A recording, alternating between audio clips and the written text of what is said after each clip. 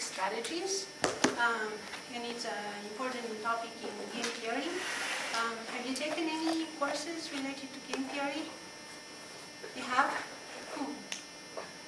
Okay, so then you guys are not allowed to participate. Okay, so to illustrate the concept, I actually have a sort of a game. So I need 2 volunteers, and you're not doing it for free, so whoever wins gets first. You took the class, sorry. I don't remember anything. Okay, come on, it's a chocolate. It takes 5 minutes, 3 minutes. I don't use my brains. Okay, okay. In case nobody volunteers. Okay. So do you want to volunteer or should I name 2? I should name 2. I will. Okay. That's chocolate. Would you like to come help? Yes. We're running around the room, right? It's just, if you want to break it down in 5 pieces, then we can do that. Okay.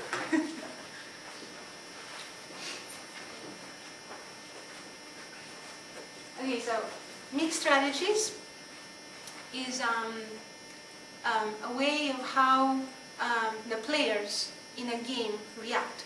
So what we're going to illustrate here is a game, rock, paper, scissors. You know it? Rock, paper, scissors. It's a game that like 2-year-olds play in the United States. Do you know it? No. Okay. When I played the game the first time, I had no idea about it either, so I'll explain. Okay? So there are 2 players, and each of you has 3 options to choose from when you play the game. You have to play the game and do your move at the same time. The 3 options are rock, paper, and scissors. Okay? Exactly. Rock, paper, and scissors. So rock is this, okay? Paper is this, and scissors is this, right? So we'll just illustrate playing, for fun 2 times to make sure that we get the rules, and then we'll play for real, right? And the rules of the game are this: if one of you, if he goes rock and you go scissors, rock is harder than scissors. You can break the scissors, so he wins. Okay? I know. Okay. If you go paper, paper is sneaky and actually wraps around the rock, so you're going to win. Okay? If you go paper, paper, rock, rock, or scissors, scissors, it's a draw. Okay? We don't count that. Okay? Okay. Okay. So you want to try? Okay. Okay, you look at each other and you say, well, I'm not going to time it, but it's got to be at the same time, so you don't influence each other. So you go 1, 2, Yeah, 3. 1, 2, 3, and then you go. Okay. You ready?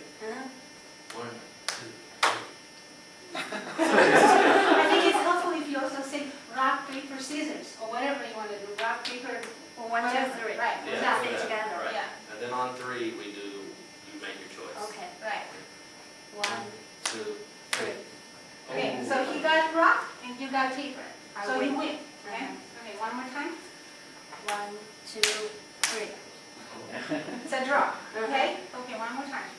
1, 2, 3. Okay, he got you now, okay, because he's got scissors and Yeah. rock, paper. Okay, so it's all understood, right? Okay, so we're going to play the game, and whoever wins 3 out of 5 is the one who wins the turn round, okay? Okay. Okay, you tell me when you're ready. Ready? Already. 1, 2, 3. Okay, 1, 2, 1, 2, 3. 1, 2. Very good. Thank you. Here it is. Thank you. Sorry, but thank you for trying. Of course. Okay, so what we have seen is it's a classic example of a game setup, right? We had 2 players in our game. Sorry, what's your name? Martina. Martina and the professor. And then both the players had to choose a strategy simultaneously, right, at the same time. But what we have seen was that each player had the same number of alternatives, rock, paper, scissors. And the idea is that if one of the players always chooses one alternative, the other player is actually going to know and will choose the alternatives to beat the player, okay? So because of this, the two players, when they play the game, have to randomize whatever strategy out of the three they have to use, okay?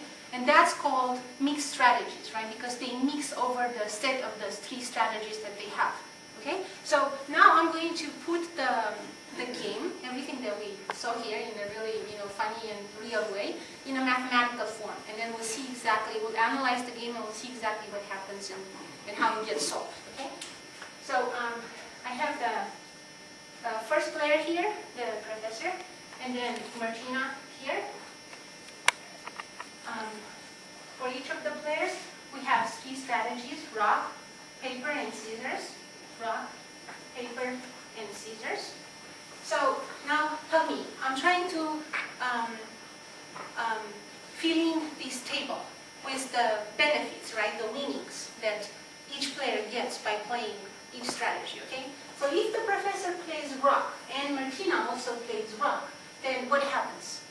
It's a draw. Nobody gets anything, okay? So I'm going to have professor wins 0, Martina wins 0, nothing, right? Then if the professor plays rock and Martina plays paper, what happens? Martina wins and the professor loses, right? So I'm going to have 0 and 1. And here for rock, scissors, rock wins, right? So we're going to have 1 for the professor and 0 for Martina. In the same way we do these things, right? So paper, rock, it's a 1, 0. Paper, paper, it's 0, 0. Paper, scissors, loses. Scissor, rock, it's a 0, 1. Then scissor, paper is, 1, 1, 0. And the last one, what is it? Scissor, scissor.